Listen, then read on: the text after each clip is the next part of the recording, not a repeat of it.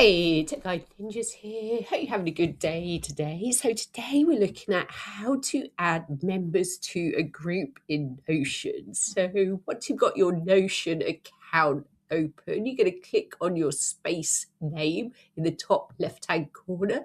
There we're going to click on settings. From there we're going to scroll down and you're going to click on people. So from here, this is where you can manage people in your workspace and the different roles. So we're talking about groups today. So I'm going to click on groups. So if you've got a group created already, that's great. If you haven't, you can create a group by clicking on the create a group button. So I'm going to do that now. I'm going to give my group a name, just going to call it test for today.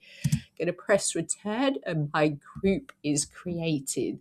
Now to add members to that group, you can either click on the little arrow on the left, add members there, or click on the three dots and click on add members. So when you click on add members, you have to search for the person and then you can add them to the group. I hope that was helpful. Please like the video and subscribe. I will see you soon.